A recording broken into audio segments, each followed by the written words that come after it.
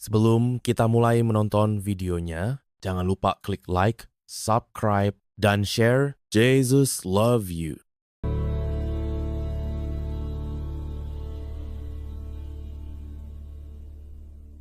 Shalom keluarga Saat Teduh. Apa kabar semua? Saya berdoa semua selalu dekat dengan Tuhan, mengasihi Tuhan dengan segenap hati, keluarganya harmonis. Hati ini ingin memberkatimu di dalam hadiratnya. Kita baca dulu kesaksian-kesaksian daripada orang-orang yang doanya telah dijawab oleh Tuhan. UC SSMS. Shalom Pastor Philip. Saya menonton Saat Teduh bersama malam ini berjudul Tuhan lebih rindu memberkati kita. Dengan keadaan lagi demam dengan suhu 38 derajat. 2 hari belum turun juga demamnya. Tapi di akhir ibadah, Pastor Philip berkata, Tuhan lebih rindu menyembuhkan saya daripada saya rindu minta disembuhkan oleh Tuhan. Dan kesembuhan akan datang dengan mudah. Saya iman itu, keesokan harinya puji Tuhan demam saya turun di angka 35,7. Terima kasih Tuhan, kau sungguh baik. Makasih Pastor Philip dan tim. Puji Tuhan ya, dan saya berdoa juga, saya berharap semua yang sakit hari ini juga disembuhkan Tuhan. Sudah atau belum kita melihat mujizat dan berkat, kita yakin dulu bahwa Allah kita itu mendengar doa kita dan Dia pasti menjawabnya. Bianca, Shalom Pastor, saya mau bersaksi soal keluarga terkhusus suami. Kami udah lebih kurang 2 tahun diganggu kuasa gelap tanpa kami sadari sejak kami menikah. Awalnya kami tidak percaya, tapi memang banyak kejadian luar nalar yang terjadi dan sering ribut di rumah. Sering ribut serumah. Suami sakit parah selama setahun setelah anak kami lahir dan saya sudah menjalani operasi 3 kali dengan 2 macam penyakit yang tidak tahu datang dari mana. Kami sering dengar Saat Teduh bersama, Pastor Philip Mantova dan saya imani suami bebas dari kuasa gelap dan sembuh total. Puji Tuhan sekarang udah gak ada lagi gangguan kuasa gelap. Kami bisa berdoa bersama dan tidak pernah ribut juga satu persatu. Masalah kami terselesaikan. Yang awalnya suami sudah pesimis, operasi lagi di luar negeri, suami tidak operasi. Puji Tuhan sekarang tidak kumat dan sedang dalam pemulihan. Tuhan Yesus sungguh baik. God bless you and family. God bless you too, Bu Bianca. Memang betul kalau orang itu mendekat sama Tuhan, banyak hal diluputkan. Karena waktu dekat sama Tuhan itu, hidup jadi tenang dan hadirat Allah yang berkuasa. Han, Shalom Pastor Philip dan tim. Saya dari keluarga non-Kristen. Saya sudah mengikuti Pastor Philip dari awal tahun 2024 dan selalu mengikuti Saat Teduh bersama sampai sekarang.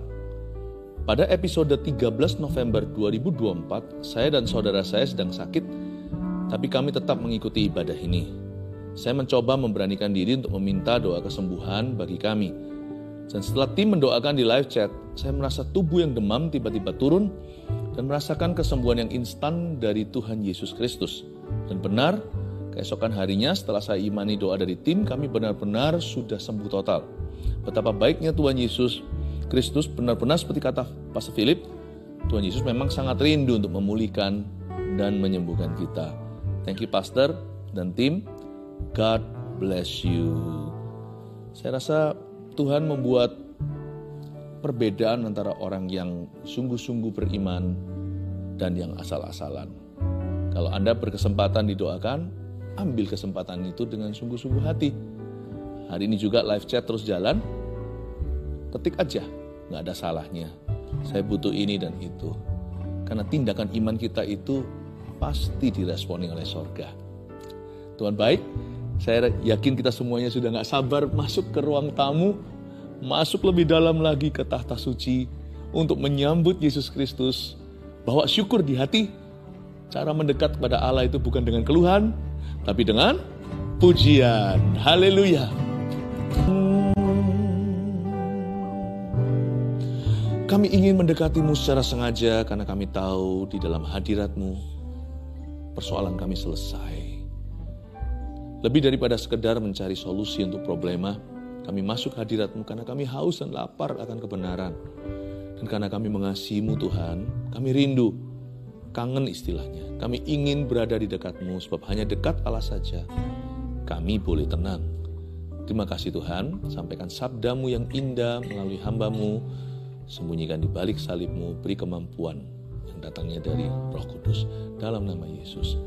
Amin. Sebuah pesan yang saya bawa, yang tidak akan pernah kadaluarsa, nggak pernah kuno, yaitu bagaimana dekat dengan Allah. Mau dikemas gimana pun juga, intisari ini kita butuhkan setiap hari. Sebab hanya dekat Allah saja, aku tenang. Daripadanya lah keselamatanku, bahwa dialah gunung batuku, kekuatanku. Saya ajak kita sama-sama membuka di kitab Yakobus kali ini. Surat Yakobus pasal 4, ayat 7 sampai 10. Saya baca dulu ya. Karena itu tunduklah kepada Allah dan lawanlah iblis, maka ia akan lari daripadamu. Mendekatlah kepada Allah dan dia akan mendekat kepadamu. Tahirkanlah tanganmu, hai kamu orang-orang berdosa, dan sucikanlah hatimu, hai kamu yang mendua hati. Sadarilah kemalanganmu, berduka cita, dan merataplah. Hendaklah tertawamu kamu ganti dengan ratap, dan sukacitamu dengan duka cita. Rendahkanlah dirimu di hadapan Tuhan, dan ia akan meninggikan kamu. Bagaimana dekat dengan Allah? Kita telusuri ayat ini satu persatu. Pertama-tama di atas segalanya, tunduklah kepada Allah dulu. Karena itu tunduklah kepada Allah, baru lawanlah iblis. Dari mana kuasa kalau kita nggak tunduk dulu? Kita nggak boleh memakai nama Tuhan dengan sembarangan, main tengking-tengking saja. Banyak orang suka memakai atau memanfaatkan seorang petinggi, pejabat, orang berkuasa, berpengaruh. Tapi sekalipun demikian, wewenang itu dari hubungan. Kalau kita cuma pakai nama juga tidak ada otoritas di dalamnya. Tuhan juga tidak bisa kita pakai namanya dengan sembarangan. Tunduk kepada Allah itu hubungan. Tanpa penundukan kepada Tuhan, tidak mungkin kita bisa menjalin hubungan dengan Allah. Orang yang memberontak kepada Tuhan tidak mungkin punya hubungan yang baik dengan Allah. Tuhan juga tidak bisa dekat dengan orang itu. Tuhan juga tidak mau menolong dia. Jikalau hati kita memusuhi Tuhan secara sengaja, lain cerita kalau kita punya kelemahan ya, namanya kita ini sekalipun sudah ditebus oleh darah Yesus, kita ini masih manusia penuh dengan kekurangan. Kita berusaha, kita nggak mau begini, kok aku jadi begitu ya. Padahal bukan kemauanku, itu lain cerita. A struggling Christian, orang Kristen yang masih bergumul dengan dosa. Tapi pendosa yang keras kepala, yang memang jelas-jelas serta-merta menentang Allah, gua mau gini, lu mau apa? Itu lawan kata tunduklah kepada Allah. A rebel atau seorang pemberontak tidak mungkin bisa dekat sama Tuhan. Tapi tunduklah kepada Allah juga ada di dalamnya dimensi komitmen. Apa yang disebut dengan penundukan kepada Tuhan? Kalau nggak ada komitmen-komitmen yang jelas. Kekristenan itu bukanlah satu daftar jangan isinya hanya larangan. Bukan sih. Kekristenan itu hubungan yang indah dengan Tuhan, hubungan yang pribadi. Kalau Tuhan itu adalah seorang pribadi yang nyata, maka tentunya ada yang Tuhan suka, ada yang Tuhan benci. Kalau kita mau menjalin hubungan dengan seseorang, ya jangan lukai hatinya secara sengaja. Kita harus belajar mengerti apa yang disukai oleh orang itu. Menyenangkanmu, senangkanmu, hanya itu kerinduanku. Menyenangkanmu, senangkan hatimu, hanya itu kerinduanku. Kita berdoa, kita saat teduh bukan supaya kita masuk surga. Dan ada orang yang menentang aktivitas-aktivitas demikian. Kenapa sih diharuskan ini, diharuskan itu? Kan Tuhan yang penting melihat hati. Loh, ada komitmen-komitmen tertentu itu yang menyenangkan Tuhan. Dan itu sangat-sangat membangun hubungan. Misalnya Anda pacaran. Kalau Anda tidak luangkan waktu, ya bagaimana bisa kenal pasanganmu? Bagaimana tahu kalau dia memang pasangan hidupmu? Memang betul, saat teduh itu bukan paksaan. Baca Alkitab contohnya, kan bukan hukum Taurat. Tapi kalau kita tidak punya komitmen-komitmen yang membangun hubungan kita dengan Tuhan, ya hubungan kita pasti rapuh. hubungan kita tidak akan sekuat itu, hati kita selalu rawan dosa. Meskipun ini bukan paksaan, baca Alkitab berapa pasal bukan keharusan, berdoa setiap pagi, itu bukan berarti kalau kita tidak lakukan itu lalu Tuhan marah dan murka, tetapi kenali komitmen-komitmenmu. Kalau kita sungguh-sungguh menunduk pada Allah, maka kita akan punya komitmen-komitmen yang bagus. Yang kita bangun dengan Yesus. Contohnya baca Alkitab. Itu komitmen yang tidak boleh diambil oleh kesibukan dalam hidup saya. Apapun terjadi, doa itu hukumnya harus dalam hidupku. Kalau saya tidak punya komitmen-komitmen tersebut, akan susah untuk saya menunduk pada Tuhan sepanjang hari. Kalau dari awal saya tidak bangun hubungan, hati saya ini cenderung lari dari hadiratnya. Tunduklah kepada Allah juga ada elemen-elemen komitmen di dalamnya. Komitmen menjaga kekudusan, komitmen ke gereja. Nggak ke gereja emangnya kenapa? Ya nggak apa-apa. Cuman kalau kita jatuh cinta itu kan pasti kita yang ngotot mau ketemu ya kan. Tapi kalau orang sakit mah kan jadi nggak nafsu makan. Kalau kita tidak ada selera untuk ke gereja, pratanda ada sesuatu, something is wrong spiritually. Akan ada sesuatu, memang ada sesuatu yang salah secara rohani. Ya nggak bisa, kalau kita mau ke gereja emangnya mau dipaksa. Tapi pasti ada sesuatu, entah dulu pernah dikecewakan, pernah trauma, atau sekedar suam-suam kuku, atau sudah kehilangan kasih mula-mulanya. Udah nggak menggebu-gebu lagi pelayanan. Udah nggak kepingin ketemu saudara seiman. Individualistisnya lebih tinggi daripada kepingin berkomunitas yang sehat secara rohani. Apa komitmenmu yang sudah mulai goyang? Dan Anda tahu bahwa komitmen-komitmen itu mendekatkanmu pada Allah. Kalau kita tidak lagi kokoh dalam komitmen-komitmen itu, kecenderungannya nanti komitmen-komitmen yang bagus tersebut akan tergantikan dengan komitmen-komitmen lain yang menjauhkan kita dari Tuhan. Misalnya dulunya aktif pelayanan, sekarang lebih banyak main game.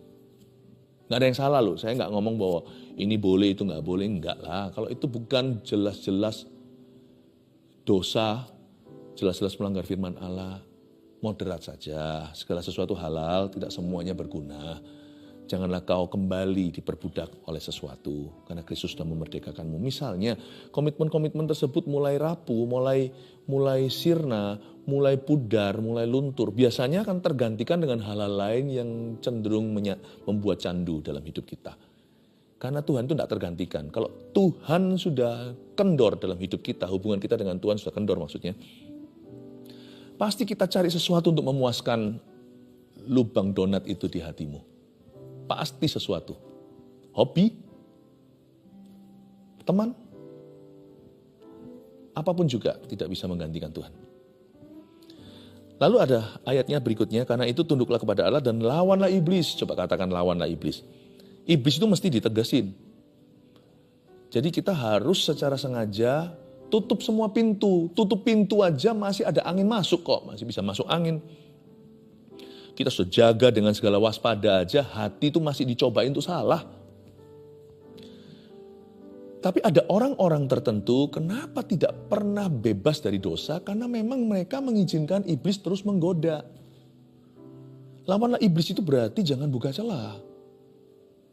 Jangan izinkan dia, mesti tegas sama dia. Nah hal-hal apa, baik itu aktivitas atau barang, atau sesuatu apapun kadang-kadang juga tidak materialistis, tidak dalam wujud jasmani, misalnya pemikiran-pemikiran yang salah, kepahitan di dada, menyimpan kesalahan orang lain.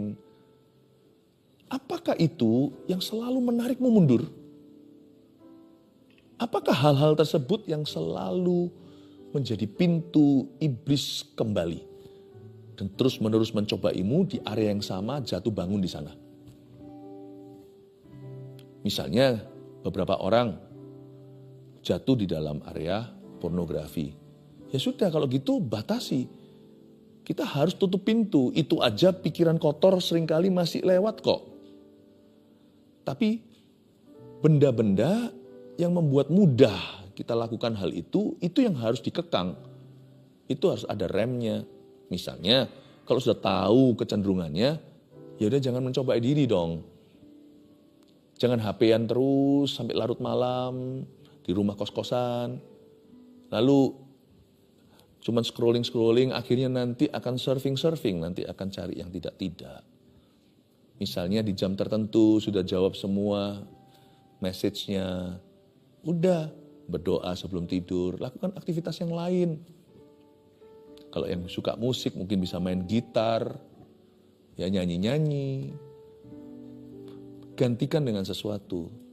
Tutup pintu setan yang selalu masuk dari sana ketika kita itu nganggur, dan ketika pikiran kita kosong, dan ketika kita tidak tahu harus berbuat apa, ngapain lagi ya, bosen aku. Tiba-tiba setan lewat, dosa aksesnya ada, mudah. Tidak ada disiplin yang menjagai. Misalnya di atas jam 8, udahlah aktivitasnya diganti.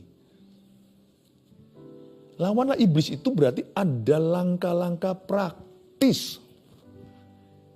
Dan selama iblis masih diizinkan berada di sana dan dia tidak pernah kita tantang, tidak pernah kita konfrontasi, semua seperti sedia kala, ya gitu-gitu melulu hidup kita itu dijatuhkan di area yang sama. Mana bisa kita dekat dengan Allah? Mau dekat terus jatuh, mau dekat terus dosa, terus rasa guilty, rasa bersalah, dosa lebih lagi, toh sudah terlanjur ya kan? Saya nggak hanya bicara tentang satu jenis dosa loh ya. Ambil prinsipnya universal, bisa diterapkan pada kebiasaan buruk manapun dalam kehidupan kita semua. Jangan buka celah gitu loh. Jangan buka celah. Coba Anda lihat apa yang bisa Anda ganti. Mungkin lifestyle, gaya hidup tertentu. Bagaimana bisa dekat sama Tuhan? Lah kalau duduknya selalu pas sama para pencemooh. Saya tidak berkata bahwa kita bisa meninggalkan dunia ini, kecuali nanti suatu hari kita meninggal dunia. Sampai kapanpun kita akan selalu ketemu dengan orang berdosa seperti kita. Cuman hanya beda aja visinya. Visi kita adalah hidup kudus. Visi mereka masih bangga dengan dosanya. Kita nggak lebih hebat, lebih suci nggak. Tapi kita sudah diselamatkan. Malah justru kita berbelas kasihan. Tapi apakah kesamaan antara Baal dan Kristus? Apakah kesamaan antara kegelapan dengan terang? Apakah kesamaan bait suci dengan berhala? Apakah kesamaan antara Tuhan dan setan? Jangan menjadi pasangan tidak sepadan. Nah kalau kita hangoutnya sama orang-orang itu, bukannya mereka jadi ladang penginjilan, kita doakan, kita ajak ke gereja, tapi mereka yang ajak kita ke dosa, bukan kita yang tarik mereka. Ya tapi gak apa-apa kan, saya ikut mereka dulu supaya saya bisa nanti bawa mereka ke gereja. Gak perlulah Tuhan untuk korbankan seorang anak untuk menyelamatkan seorang pendosa. Kalau kita hangoutnya sama orang-orang itu terus ngomongnya negatif tentang gereja, tentang orang Kristen, dan suka mentertawakan tentang Kristus, bahkan sumpah serapah mereka itu sering keluar kata Jesus. Kok bisa tahan ya? Kok kita nggak melawan iblis? Mereka bukan iblisnya ya. Tapi situasi ini very demonic. Situasi ini penuh dengan setan atas hidupmu. Anda tahu bahwa atmosfer ini jerat dalam hidup Anda. Kok nggak keluar, nggak dilawan, malah berkawan. Lawanlah iblis itu berarti mungkin dalam konteks beberapa orang itu berarti memutuskan hubungan. Bukan sama sekali artinya tetap kenal tapi menjauhi. Dan kita doakan supaya suatu hari mereka yang ikut kita. Tapi kalau perlu putuskan hubungan. Misalnya kalau itu zaman dulu sudah syarat narkoba. Contohnya Anda mesti ganti semua kali. Nomor dan sebagainya. Untuk supaya mendekat kepada Allah, kita mesti menjauhi beberapa. Untuk mendekat kepada Tuhan, kadang-kadang kita harus menjauhi beberapa orang yang kita sebut kawan. Bahkan kalau perlu putus hubungan. Kalau hubungan itu toksik benar. Jangan-jangan yang toksik kitanya, bukan mereka. Ya kita yang harus bertobat dulu. Kalau yang toksik kita ya kita bukan putus hubungan sama mereka, ya kita harus berubah. Kita harus putus hubungan dengan dosa pribadi kita, rebellion dan pemberontakan kita. Lawanlah iblis itu berarti ada langkah-langkah praktis untuk menjauhi apa yang mendukakan Allah. Ada langkah-langkah yang sangat-sangat tegas untuk berkata tidak ke satu sisi supaya bisa berkata iya ketika dia memanggil nama kita. Seperti lagu sekolah minggu, dengar dia panggil nama saya, dengar dia panggil namamu. Dengar dia panggil nama saya, juga dia panggil namamu. Ku jawab, ya.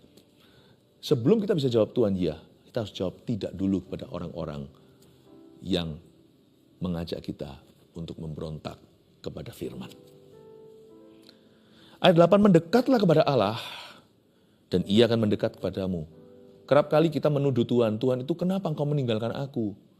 Kenapa Tuhan jauh? Kenapa Tuhan tidak dengarkan doaku? Kenapa Tuhan tidak jawab-jawab juga?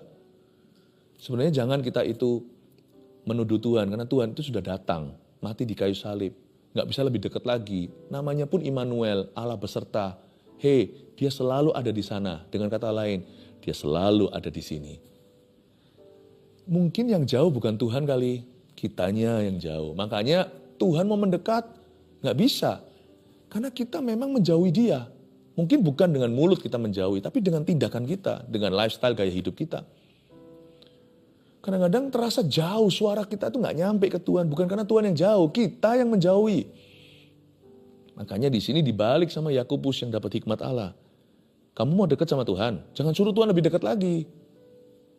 Kamulah yang mendekat kali ini. Mendekatlah kepada Allah, ada janji.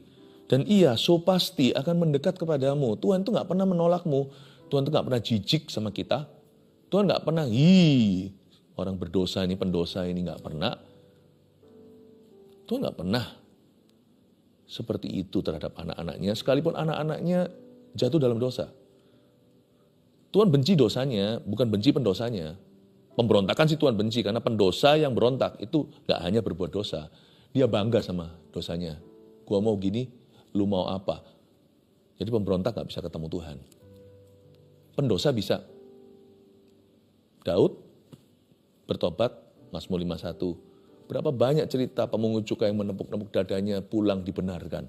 Di bait suci itu, Yesus memberi ilustrasi orang yang begini justru diampuni. Mazmur, berbahagialah orang yang diampuni dosanya, yang pelanggarannya tidak diingat oleh Tuhan, Mazmur 32. Pemberontak gak bisa ketemu, pendosa bisa, kalau dia mau sungguh-sungguh bertobat dan dia menyesali perbuatannya. Mendekatlah kepada Allah, dan ia akan mendekat kepadamu. Please tangkap itu. Jadi jangan lagi kita menuduh Tuhan kok jauh, jangan punya rasa curiga, jangan fitnah. Fitnah kok yang maha kuasa. Tahu diri, mawas diri, oh ternyata aku yang jauh. Ya sudah, kalau kita mau dekat ya kita tinggal mendekat kan. Lihat ya, tahirkanlah tanganmu, hai kamu orang-orang berdosa. Dan sucikanlah hatimu, hai kamu yang mendua hati. Kalimat ini, ayat 8b, mengajarkan kita untuk selalu hidup dalam roh pertobatan. Hidup dalam roh pertobatan itu bukan berarti bertobat, minta ampun melulu, bukan. Tapi roh pertobatan itu berarti hidup dengan nurani yang kudus. Tahirkanlah tanganmu itu berarti sering-sering cuci tangan. Itu bukan berarti terus pengakuan dosa, tapi jaga hati dengan segala waspada. Hai kamu orang-orang berdosa, kata berdosa di sini ini bagus dalam bahasa Yunani kuno yang dipakai untuk perjanjian baru, Septuagint itu, artinya hardened sinner, bukan cuma seorang yang berdosa, tetapi seorang berdosa yang mengeraskan hatinya. Sudahlah, jangan keras-kerasan sama Tuhan, pasti kalah. Tahirkan tanganmu, jangan keraskan hatimu, sucikan hatimu, hai kamu yang mendua hati. Hiduplah dalam roh pertobatan itu maksudnya gini. Bukan berarti kita selalu menyadari, aduh was, aku dosa apa lagi ya? Wah, hidup kayak gitu juga gak bisa. Karena kasih melenyapkan ketakutan. Jadi kalau kita hidup dalam ketakutan terus dihukum Tuhan, ketakutan terus menerus, jangan-jangan kita berdosa, itu berarti kita gak punya rasa aman. Kalau kita gak punya rasa aman, overthinking kayak gitu, gak bisa ada damai sejahtera. Itu juga bukan caranya sih jaga kekudusan. Jaga kekudusan itu waspada, tetapi tidak paranoia, tidak paranoid. Hiduplah dalam roh pertobatan itu berarti tenanglah. Dan kalau kita merasakan sedikit ada spot, ada bercak dalam nurani kita, beresin sama Tuhan.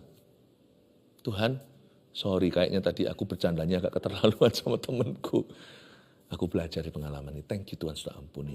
Kalau ada orang yang dilukai, kalau hanya Tuhan yang terluka, kalau kita hanya melukai hati Allah maksudnya, ya sudah minta maaf. Tapi kalau ada pihak ketiga, orang lain juga turut kita lukai lewat kata-kata kita, ya kita juga bertanggung jawab sebagai good citizen, sebagai warga negara yang baik, warga negara sorga,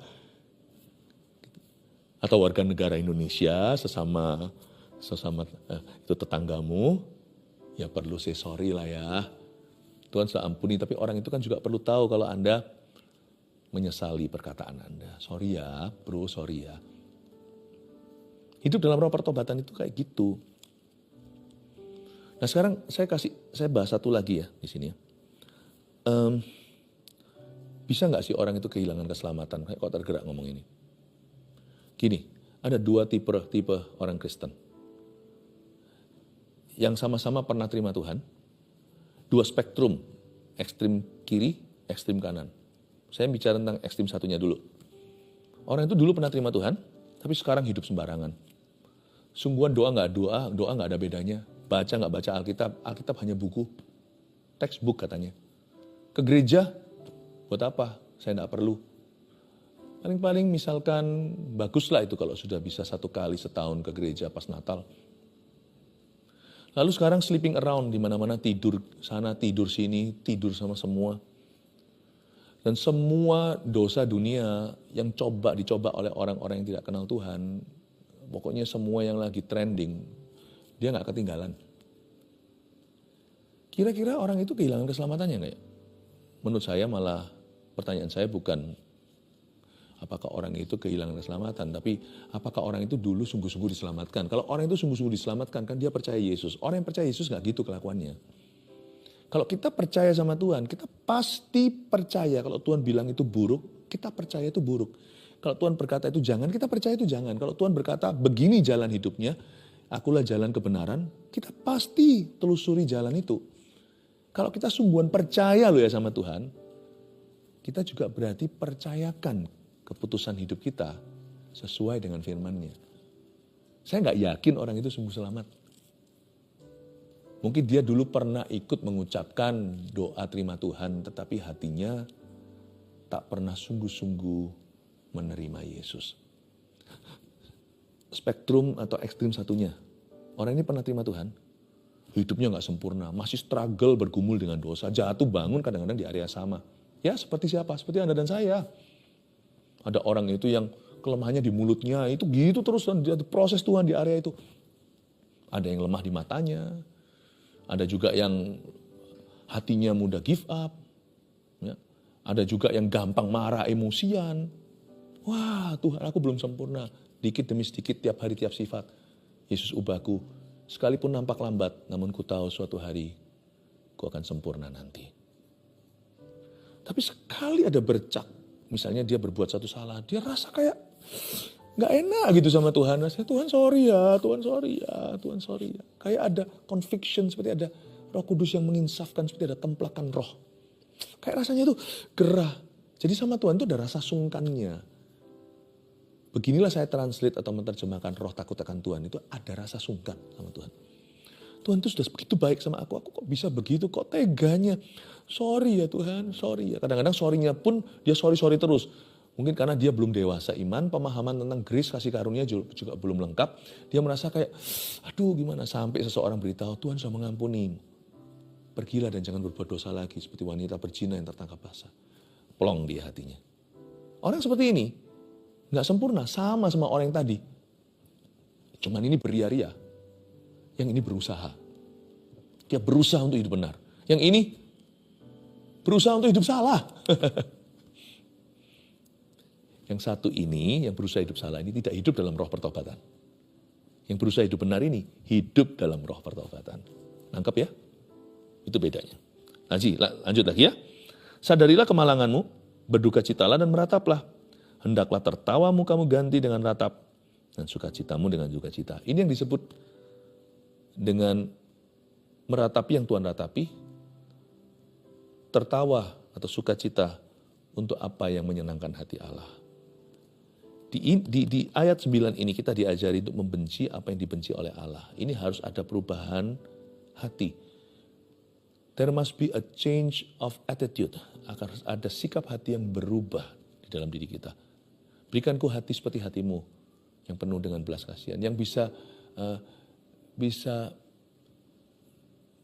apa itu ya? Saya jadi ingat beberapa lagu tapi lupa liriknya sama sekali malah. Tapi saya tahu lagu itu bunyinya seputar, kasih aku hati Tuhan yang menangis saat kau menangis, yang tersenyum saat kau tersenyum. Untuk apa yang melukai hatimu, biarkan hatiku terluka pula. Untuk apa yang menyenangkan hatimu, aku turut bahagia. Ini harus ada perubahan sikap hati. Untuk mau dekat dengan Tuhan itu tidak bisa lewat kulitan atau aktivitas praktis saja, langkah-langkah praktis atau aktivitas-aktivitas yang disengaja. Tapi kalau kita mau berubah, itu harus luar dalam. Dalam bahasa Inggrisnya inside out, from the inside first, dari dalam dulu baru berubah keluarnya. Yesus kan menegur ahli Taurat, hai kamu orang munafik, kamu itu seperti gelas yang kotor dalamnya tapi depannya itu kinclong-kinclong, yang seperti bersinar, seperti kuburan yang diaspal dan dicat putih bagus begitu, tapi dalamnya itu penuh dengan cacing dan kebusukan. Tuhan bilang kalau kamu mau berubah, berubah dari dalam hatimu, berubah dari dirimu dulu. Jangan balok di mata orang kelihatan, selumbar di mata sendiri dibiarkan. Kamu mau berubah itu dari dalam. The change of heart. Ubah hatiku seputih salju, ubah hatiku seperti dirimu. Change my heart, oh God, make it ever true. Bahasa Inggrisnya, jadikan hatiku tulus selalu. Change my heart, oh God, may I be like you, supaya aku menjadi seperti dirimu. Terakhir ayat 10, rendahkanlah dirimu di hadapan Tuhan dan Ia akan meninggikan kamu. Gampang lah. Kalau teorinya banyak kita nggak bisa ingat. Sederhana. Keep your pride low. Pastikan jaga kesombongan hati kita itu di titik terendah. Seperti kolesterol harus dijaga kan. Kita tes darah, yang apalagi yang udah berusia. Nah, banyak orang juga makan obat untuk menurunkan kolesterolnya. Termasuk minyak di tubuh, minyak di dalam darah. Ya dokter yang paling tahu. Kenapa kita harus jaga level kolesterol rendah supaya nanti jangan penyakit-penyakit serius terjadi. Jangan sampai serangan jantung, jangan sampai stroke, jangan sampai ini dan itu. Kalau kita itu bisa jaga our pride, kesombongan kita itu di titik terendah selalu. Mau sombong, tarik diri sendiri turun. Mau sombong, mau angku, tarik turun. Mau gede omongnya, turunkan lagi. Gede kepalanya, kempiskan lagi. Saya rasa itu paling enak sih, karena orang seperti ini akan punya kesempatan yang sangat besar untuk dekat sama Tuhan. Ya, kemungkinannya sangat besar sekali untuk orang itu dekat dengan Allah.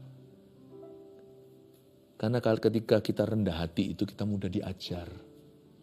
Dan kita mudah diajari. Orang yang rendah hati itu lebih jernih dengar suara Tuhan.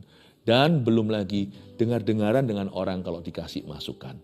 Nggak bisa tersesat sampai gimana lah. Kalau kita punya kolesterol rendah itu, kolesterol rohani rendah itu gampang di-fix, gampang diperbaiki, gampang diarahkan. Karena itu dikatakan di sini, rendahkan dirimu di hadapan Tuhan dan Ia akan meninggikan kamu. Selama hatimu merendah selalu dan terus lawan gravitasi kesombongan hati, saya percaya kalau kita tarik diri terus rendah hati, kita tidak akan pernah diizinkan terlalu jauh dari Roh Kudus. 5 poin yang saya bagikan tadi, Anda tidak sadari, mungkin kita ngeflow ayat per ayat dengan alami, tetapi sebenarnya ada 5 titik utama bagaimana dekat dengan Allah. Kilometer 1 tentunya, tunduklah kepada Allah. Ini nggak bisa ditawar-menawar, nggak ada negosiasi. Ingat ya, komitmen-komitmen apa yang harus Anda tegakkan lagi. 2, janganlah buka celah. Ingat ya, apa yang saya ajarkan tadi, singkirkan semua yang merupakan jerat dan semua yang merupakan perangkap yang tidak lagi kejutan. Karena dari dulu Anda dan saya harusnya belajar dari pengalaman. Itu selalu menjatuhkan. 3, hiduplah dalam roh pertobatan.